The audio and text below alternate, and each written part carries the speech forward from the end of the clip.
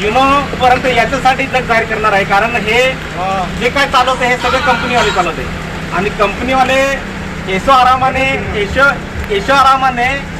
AC मध्ये बसून हे पैसे कमवत आहे आणि ते पण कोणाचे? आदिवासी समाज, भारत सरकार, कुटुंब परिवार. तर हे असं परत परत नको व्हायला म्हणून आम्ही वारंवार निवेदन दिलं तरी आमच्यावर कोणीही बोलायला तयार नाही. का बोलायला तयार नाही? याला कारण आहे की आदिवासी हा गरीब आहे आणि गरीबाचं कोणी वाली नाही.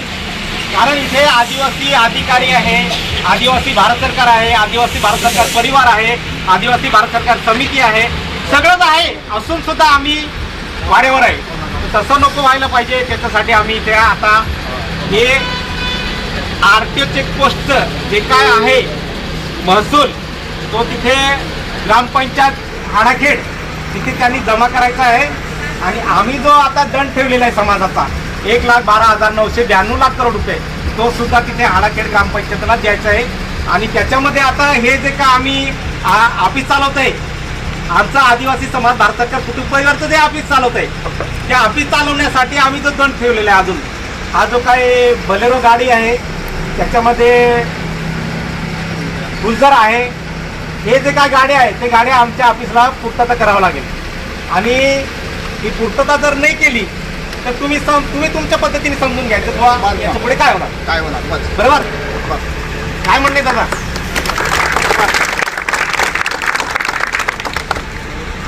एवढं 2 शब्द बोलून आपकी जय पितृकी जय हे आदिवासी जे एकलव्य चालायला नको एवढीच माझी विनंती. आम्हाला पैसे असं लपून छपून नको. हे 2 माणसं पाठवा. 2 माणसं कशासाठी? परिवार नको का? समाज नको का? तर त्याच्यासाठी आता आम्ही इथे समिती बनवली आहे सिरपूरला. ती समितीमधले माणसं इथे पण राहतील, इथे पण येतील. कुठं? हाडाखेड इथे चेकपोस्टवर आणि तिकडे RTO चेकपोस्टवर सुद्धा तिथे आपले माणसं येतील. समितीवर दिलेलं आहे सगळं तर ते आम्ही सगळ्यांना देणार आहे आणि ते माणसं येतील आणि त्या माणसांमार्फत हे सगळे पैसे घेतले जाणार आहे. ते पण मीडियासमोर लपून छपून नाही. कारण एकच आहे, भारत सरकार हा आदिवासी होता ते पण गुप्तमध्ये चालवलं. आदिवासी जे काय समाज होता आदिवासी समाज भारत सरकार कुटुंब परिवार तो सुद्धा गुप्तमध्ये चालवला. तर हे परत परत असं नको चालला म्हणून आम्ही हे तुम्हाला कळकळीने सांगायला आलोय आणि ते आता तुम्हाला एक्सेप्ट करावं लागेल. बरं, दुसरं काय बोलायचं आपल्याला? झालं काय? झालं गाडीचं व्यवस्था करावं लागेल. बरोबर. पैसा 1,12,992 करोड रुपये दंड ठेवलाय तो आपल्याला मीडियासमोर यायचा आहे. बरोबर. आणि बघा भारत सरकारची मीडिया अजून सुद्धा कुठे दिसत नाही आणि दिसणार पण नाही. कारण आहे त्याला भारत सरकारच नाही तर भारत सरकार मीडियाच्या आधाराने आपल्याला पुढे जायचंय. नाही तर आपण समोरचे पण अंधाऱ्यामध्ये राहतील आणि आपण पण अंधाऱ्यामध्ये राहणार. तसं नको व्हायला म्हणून आपण हे सांगायला आलो. सांगायला नाही आलो ते तिथे तुम्हाला ग्रामपंचायतमध्ये सगळं काय पूर्तता करावं लागेल. बरोबर साहेब. तर कसं काय करणार ते तुम्ही ठरवा. कधी काय करायचं ते आम्हाला सांगा. आमचे लोक येतील सगळ्यांसमोर लपून छपून काय करायचं ते आता आम्ही दंड ठेवलेला आहे. बरोबर. तो तुम्ही एक असं खुल्या मीडियासमोर मैदानामध्ये द्या आणि आम्ही घेणार असं नाही. आम्ही कोणाच्या मक्तेदारीमध्ये नाही, आम्ही कोणाच्या दबावामध्ये नाही. त्याला कारण एकच आहे, व्यापारी चालवतो कर्मचारी घेतो, कर्मचारी चालवतो पुढारी घेतो. हे असं चाललं होतं ते आता सगळं बनवणार आहे. संविधान, लँड रेव्हेन्यू रूल्स आणि ट्रेझरी रूल्स याच्यामध्ये जे काय आर्टिकल टाकले गेले 03 क हे जे काय आर्टिकल टाकले गेले हे माझ्या बापाचं नाही तुमच्या बापाचं नाही. हे संविधान दिलं, संविधान नंतर लँड रेव्हेन्यू रूल्स दिलं, लँड रेव्हेन्यू रूल्स नंतर ट्रेझरी रूल्स दिलं. आत्तापर्यंत एक नया पैसा सुद्धा ट्रेझरीमध्ये भरला जात नाही आणि भरत सुद्धा नाही. हे सगळं अर्धीमर्धी फर्जीवर चाललं आहे. तर आता आम्हाला हे सगळं मीडियासमोर ते पण जेवढ्या ग्रामपंचायत आहे कारण आहे का भारत सरकार पण नाही, केंद्र सरकार पण नाही आणि राज्य सरकार पण नाही.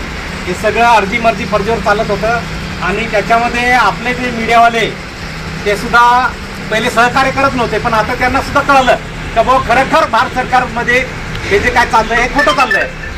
आता तसं चालणार नाही, कारण एका भारत सरकार, केंद्र सरकार आणि राज्य सरकार, दिल्ली गल्ली आणि हे जे काय चालवत होते हे काय भारत सरकारच्या आधाराने चालवत नाही, हे काय केंद्र सरकारच्या आधाराने चालवत नाही, हे काय राज्य सरकारच्या आदेशाने चालवत नाही. हे सगळं कोण चालवतं? हे कंपनीवाले म्हणजे हे तुमचं काय वाले आहे ना, यांनी सगळं ताबा करून बसलेले. आणि याच्यामध्ये आता आम्ही जे काय राष्ट्रपतींना देतोय, सुप्रीम कोर्टला देत आहे, राज्यपालला देत आहे, रिझर्व्ह बँकचे गव्हर्नरला देत आहे, आता वित्त मंत्रालयाकडे पण देते. त्याला असं कारण आहे की बाबा 1 नया पैसापासून 1 रुपयाचा हा भारत सरकारचा आहे आणि 2 रुपयापासून हे जे काय जेवढे छापले जातात ते केंद्र सरकारचं आहे. तर केंद्र सरकारकडनं पण आम्हाला मदत भेटत नाही आणि भारत सरकारकडनं पण आम्हाला मदत भेटत नाही. आम्हाला फक्त वाऱ्यावर ठेवलं आहे दोघं बाजूने. तर असं याच्या पुढे चालणार नाही. याच्यासाठी आम्ही कळकळीने विनंती करून सांगायला आलो की बाबा हे जे काय तुम्हाला आता द्यायचं असेल ते आम्ही असं लपून छपून घेणार नाही. पब्लिक आहे, पब्लिकचं समोर द्यायचं आहे, ते पण मीडियासमोर द्यायचं आहे. याच्यासाठी कारण असं आहे का युके, दिल्ली, गल्ली, भारत सरकार, केंद्र सरकार, राज्य सरकार, व्यापारी, कर्मचारी, पुढारी, धर्मवाले, पक्षपाती, वैज्ञानिक, संशोधन त्यांना सुद्धा मी इथनंच आता सगळं यूट्यूबवर टाकत आहे. आणि हे जे आपले पत्रकार आलेले त्यांचा आधार घेत आहे आम्ही, का त्यांना सुद्धा माहीत नव्हतं का बाबा नेमकं काय आहे. नमस्कार, मी 24 तास पेड न्यूजच्या तुम्ही पाहू शकता. आदिवासी समाजाच्या माध्यमातून व भारत सरकार कुटुंब कबीला यांच्या माध्यमातून आज आराखेड या परिसरामध्ये दादांच्या नेतृत्वाखाली या ठिकाणी मागणी करण्यात आली. आपल्यासोबत काही अधिकारी देखील या ठिकाणी. दादा, आपली काय मागणी आहे?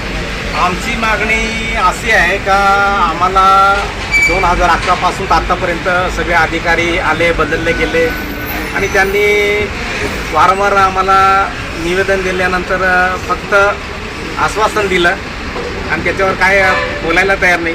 मग आम्ही त्यांच्यासाठी दंड ठेवलेला आहे 1,12,992 करोड रुपये. आणि तो दंड आम जनता आणि मीडिया समोर द्यायचं यांनी, आणि ते पण खुलेआम. याच्यासाठी कारण हा दंड याच्यासाठी ठेवला गेला का 1,12,992 करोड रुपये दंड हा आमचा नाही, संविधान, लँड रेव्हेन्यू रूल्स आणि ट्रेझरी रूल्स प्रमाणे यांनी सगळं गुप्तमध्ये चालवलं आणि चालवत आहे. तर तसं परत नको चाललेलं आहे म्हणून आम्ही वारंवार निवेदन दिलं की बाबा आज नाही तर उद्या नाही तर परवा काहीतरी हे लोक आम्हाला इनपुट नाही तर आउटपुट काहीतरी देतील. पण यांनी काय न देता, काय न सांगता हे सगळे असंच वाऱ्यावर चालवत आहे. तर ते तसं नको चालायला म्हणून आम्ही निवेदन देऊन आमचा जो हक्काधिकार आहे तो आम्ही मागत आहे. आणि संविधान, लँड रेव्हेन्यू रूल्स आणि ट्रेझरी रूल्स म्हणून हे जे काय आत्तापर्यंत जे काय चालवलं गेलं ते खोटं चालवलं गेलं. आज खोटं चालवत आहे तर तसं चालायला नको. कारण भारत सरकार नाही, केंद्र सरकार नाही, राज्य सरकार नाही, नाही, दिल्ली नाही, गल्ली नाही. हे जे काय मी जेव्हा सांगितलं, जेव्हा दिलं तेव्हा सांगितलं गेलं की बाबा हे सगळं अर्जी फर्जीवर चालत आहे. अर्जी फर्जीवर चालवायचं आणि चालवत आहे, पण कुठपर्यंत चालवायचं त्याला काही मर्यादा आहे की नाही हे आम्हाला देशाला, पूर्ण देशामध्ये मीडियासमोर जाहीर करायचं आहे. कारण हा काय आमचा आदिवासी समाज, भारत सरकार कुटुंब परिवारचा हक्काधिकार आहे असं नाही, प्रत्येक समाजाचा हक्काधिकार आहे. पण ह्या लोकांनी गुप्तमध्ये चालवलं आणि चालवत आहे. तर तसं परत नको चालायला म्हणून आम्ही मीडियाचा आधार घेऊन, मीडियाच्या माध्यमातून हे सगळं पूर्ण देशामध्ये जाहीर करत आहे. असो, दिल्ली असो, गल्ली असो, भारत सरकार असो, केंद्र सरकार असो, राज्य सरकार असो, व्यापारी असो, कर्मचारी असो, पुढारी असो, धर्मवाले असो, पक्षपातीवाले असो, वैज्ञानिक असो, संशोधन करणारे असो, अंधश्रद्धावाले जे काय असतील ते XYZ, RBI गव्हर्नर, वित्त मंत्रालय, परत तुमचे आर्टबाउंड डिपार्टमेंटचे सरकारी अधिकारी, यांना सगळ्यांना आम्ही निवेदन पहिल्यापासून देत आलेलो आणि देत आहे. तर हे काय कोणी ऐकायला तयार नव्हतं म्हणून आता आम्हाला मीडियाचा आधार घेऊन हे आम्ही हक्काधिकार मागत आहे आणि तो भेटणार एवढं मी कळकळीने सांगतो. सर, काय सांगा जे आरोप सरांनी लावले त्याबद्दल काय सांगा? आपण अधिकारी आहात, काय सांगा सर? आपण काय मी त्यांना विचारणार आहे, काय सांगा? आपण इतक्या वर्षापासून उत्तर करतो आहे, यांचा आरोप काय सांगतो सर? काय सांगा? गेल्या अनेक वर्षापासून यांचा आरोप आहे तरी होत नाही, काय सांगा? प्रथमतः मी सांगू इच्छितो, मला कुठल्याही मीडियासमोर असं बाईट देणं माझ्या स्कोपमध्ये नाही आहे. परंतु मी हे नक्की सांगेल ज्या पद्धतीने तुम्ही हा शांततेत लढा इथे शांततेत येऊन ज्या काही मागण्या आमच्यासमोर ठेवल्यात त्या ॲज अ मीडिएटर मी माझ्या मॅनेजमेंटला नक्कीच कळवल आणि मला अभिमान आहे जे काही तुम्हाला बोलायचं होतं शांततेत तुम्ही हा लढा उभारला. मी दादांची जी मागणी आहे ती आत्तापासून आहे. त्यांनी वारंवार व्यवहार केला, पत्रव्यवहार केला आहे आणि हे जे ते स्वतःसाठी नव्हे तर समाजासाठी तुम्ही त्याच प्रभागामधून येतात तरी पण का होत नाही, कुठे काय अडचण काय? तर याबद्दलचं मला मॅनेजमेंट आणि मॅनेजमेंट जे लिगल डिपार्टमेंट आहेत त्याबद्दल ते आपण ते वाचले नाही का? 5वी 6वी सूची ती वाचली नसेल का? जर यांनी आतापर्यंत जर केलं आंदोलनं चालू आहे तरी आपण शासनाला का कळवलं नाही? कारण आज यांचं जे शांतपणे जे आंदोलन चालू आहे ते तीव्र स्वरूपाची होण्याची वाट बघतायत. नाही असं काही नाही आहे. हा एक चॅनल आहे सर आणि मी ग्राउंडवरती काम करतो. मी ॲज अ मीडिएटर म्हणूनच काम करू शकतो इथं आणि जे तुम्ही जशा प्रकारे साहेबांनी सांगितलं आहे तो मी पूर्णपणे माझा मेसेज नक्कीच कळवल. कारण साहेब कलेक्टर साहेबांनी या ठिकाणी हा जो वाद आहे हा सुरूच आहे आणि हा वाद जो सुरूच आहे आणि हा कधी संपेल हे देखील ओळखून जातात. या ठिकाणी मोठ्या प्रमाणामध्ये कर वसूल होतो पण भारत कुटुंब सरकार यांना हा कर मिळत नाही म्हणून या ठिकाणी मोठ्या स्वरूपाचे या ठिकाणी जेवढेही आदिवासी भारत सरकारकडून मिळवायचे जे लोक असतील त्यांना न्याय मिळत नाही म्हणून या ठिकाणी शांतिप्रिय पद्धतीने अधिकाऱ्यांशी चर्चा देखील करत आहे आणि पुढच्या याच्यामध्ये या गोष्टीचं वाटचाल नक्की होईल असं. जय हिंद, जय महाराष्ट्र.